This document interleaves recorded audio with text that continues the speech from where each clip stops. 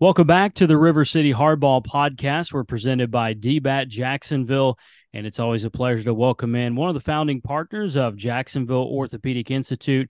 He's Dr. Lance Snyder, and he joins us right now to discuss a couple of Atlanta Braves injuries. The injuries just piling up right now, Doc, for the Braves. How are you today? I'm doing great, Andrew. How are you doing? Well, the Braves are my team, obviously, and we're just fighting it injury-wise. And one I wanted to bring up with you today specifically is the injury to Max Fried. I'm reading this right now that came out on Sunday that an MRI cleared Fried of any soft tissue damage or I guess ligament damage, but he has left forearm neuritis. What can you tell us about that, Doc? Yeah, so typically that's the ulnar nerve, which travels on the inside of the elbow, and it's caused by repeated bending and extending the elbow, which is common in the throwing motion, of course. There's a band that goes across the nerve, and when the nerve becomes irritated and inflamed, there's not much room in there for the nerve, and so it starts the patient starts to have pain and symptoms. Numbness and tingling can often occur, and so forth. Yeah, Fried explained that he felt like a burning sensation in his elbow or his forearm. Is this a serious injury? Well, it can be if there starts to get enough nerve compression that the muscle starts to waste away. It can be really serious.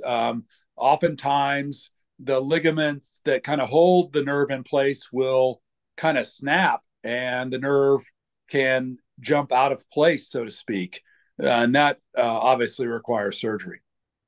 They talk like it's a 15-day injured list, but you would expect it's going to go further than that. I've seen early August in anticipated return for Fried. Do you feel like this is a couple weeks? Is this a month? Is this longer in terms of injury timeline? Oh, I definitely feel like it's a little longer than a couple of weeks. Once the nerve's irritated like this, it takes a while for it to come back. What kind of treatment can you do for something like this? Well, you can try to calm the nerve down. You can do some what the physical therapist will typically call nerve stripping. They can try to decrease the inflammation over the nerve, anti-inflammatories, ice can aid in this situation. But they can try some bracing. But the throwing motion itself, there's something going on with the throwing motion and the overuse of that throwing motion. And so that's really the etiology of the problem. And so if they don't get that corrected, that's going to be an issue.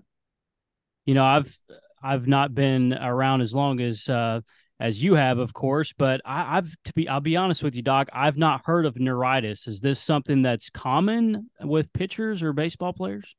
Well, that's a great statement. I think you called me old, but that's okay. No, I'm calling myself young in comparison, I guess. I am seeing more and more of it. I've seen two cases this morning in high school pitchers. I am, and it's been documented in some of our meetings. We're seeing more and more. Baseball docs are seeing more and more of it. So I think it is on the rise. Is this a precursor to Tommy John surgery? Well, they're kind of closely related. I don't know if it's a precursor, but it can be associated.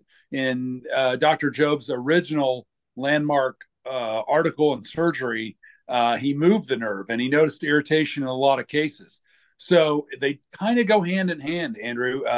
With the ligament being stretched out, weaker, there's more tension on the nerve. There's more pulling on the nerve, and that can lead to more neuritis. If I'm guessing here, and you don't want to guess as a doctor, but um, I don't know when I think of forearm and this particular injury, I'm worried about Tommy John for Max Fried. Is that safe to be concerned about potential Tommy John? Well, yes, I believe it is. If the ligament is loose and that's causing ulnar neuritis, is that, the telltale canary in the coal mine? That's a real question. I'd be worried about elbow issues with Max Fried for sure. Well, and this is a critical offseason for Max Fried because he's an impending free agent. And anytime you've got injury concerns going into a contract, year. That's huge for him. This is such a critical year for Freed. Yeah, I feel bad for these guys when they develop these injuries in their contract year. Boy, you'd like to have them come out clean for sure. When you're a team doctor in this situation and you've got a guy that has an injury and he's going into a contract year and there's so much money at stake, I mean, how do you deal with that as a doctor? You're obviously just telling him what the results say and you're advising them the best you can, but it's got to be a delicate, stressful, maybe situation with so much money at stake. Andrew, you always ask great questions, and that's another great one. It's really difficult. You try to do the best you can for the player.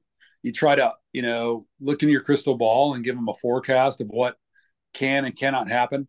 But oftentimes, Max, I'm sure, has talked to his agent, and I'm sure is going to get a second or third opinion. And we all know the guys that, I mean, we're all friends. We all know who they go to, and the opinions will be very similar. And so it's a really difficult, delicate situation. Take me into the second and third opinion conversation. Is this probably like a text chain that you and Dr. Elatrash have? You guys, hey, he saw me last week. I'm just going to tell him the same thing. What is this second and third opinion stuff like? Well, it's not quite like that.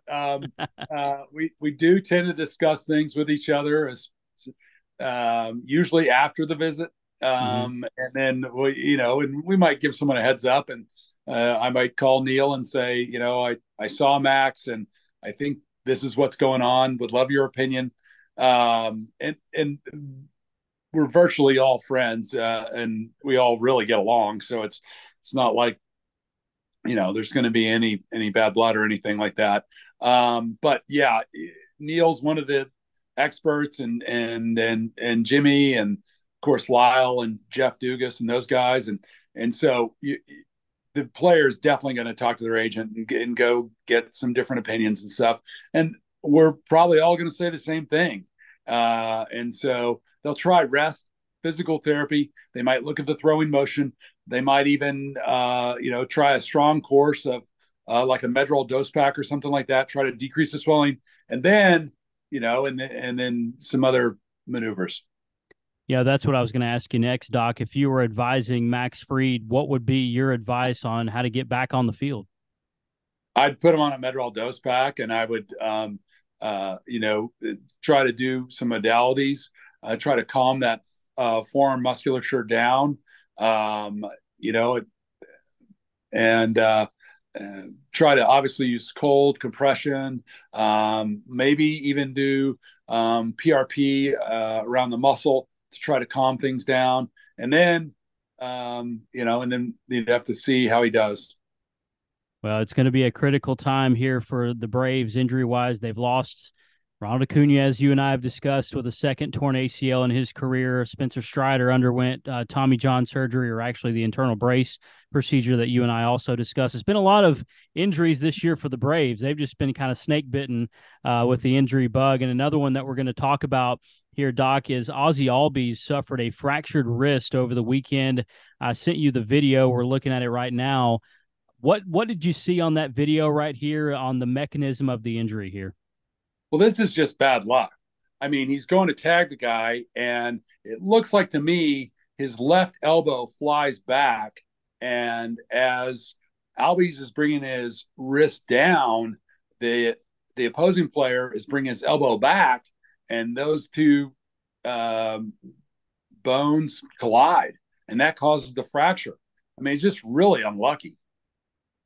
Have you seen one like that? You've seen a bunch of these. Is there one that comes to mind that you've seen like that? Well, certainly on head first slides, I've seen fractures. Um, Certainly on that kind of stuff, I've seen some strange things happen, and guys are diving for the ball. But this is the first time I've ever seen a guy basically break the other guy's wrist with his elbow. The first reaction that I had was, wow, I didn't believe that it hit him that hard as far as the transition and the tag like that. I guess I didn't realize that, you think about it, these runners are coming in with such force. They're not slowing down much at all. So that full force hit Ozzy on the wrist and apparently broke it. Yeah, just bad timing, really. And it's an 8-week timeline. Does that sound about right to you? Yeah, it does. But you have to remember, Andrew, that he's going to be immobilized for quite a while, and then he's going to come back, and his wrist is going to be stiff. And so, the batting motion, how he deals with that, he's going to have to work on his wrist range of motion, and then his wrist will be immobilized. That means he's going to have atrophy of the muscle, and he's going to have to get his muscle strength back, which is going to affect his batting strength and his power. And so, we can say 8 weeks for the bone, but that's really just a picture in time of how long this is going to take. Well, and the point too about the wrist and the batting, that is something that you really have to work on, because if you have a wrist injury, the rehab is going to be pretty extensive, I would think, trying to get back to the batting stance and the thing that you had before. Right.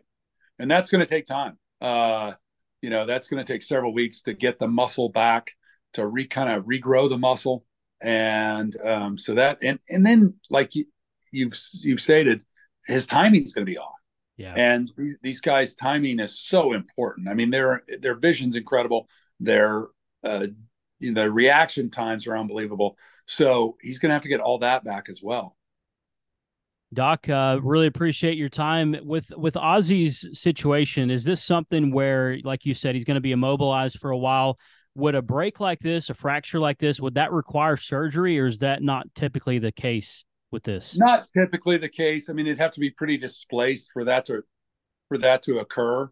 I'm trying to remember. I have not seen a wrist fracture require surgery necessarily for a plate and stuff like that. I have not seen that. Most often they're treated non-operatively. When you have a fractured wrist like this, what occurs during that 8 weeks? Are you just waiting for bone to grow, I guess, in a sense? What are you doing in this So 8-week timeline? so we can geek out on this as much as you want. So there's a relationship between oxygen, obviously, and strain. And so there has to be the right amount of strain and the right amount of oxygen. And so you want to immobilize the bone to try to decrease how much strain is on the bone, because more strain would cause more movement, and that would cause a chance for a non-united bone. And then, you have to make sure that the blood supply is good to the area. And if you did engage in operation, you would possibly strip the periosteum, which supplies the bone, and that could cause a problem. So non-operative treatment, you're going to mobilize, and you're probably going to have to mobilize for at least 4 to 6 weeks, and then, like we said, you've got to work on range of motion and strength after that. Good stuff, Dr. Lance Snyder from Jacksonville Orthopedic Institute. Always appreciate your time. Thanks for doing this. Thank you very much, Andrew. Love your questions. Welcome back to the River City Hardball Podcast. We're presented by DBAT Jacksonville, and it's always a pleasure to welcome in one of the founding partners of Jacksonville Orthopedic Institute. He's Dr. Lance Snyder, and he joins us right now to discuss a couple of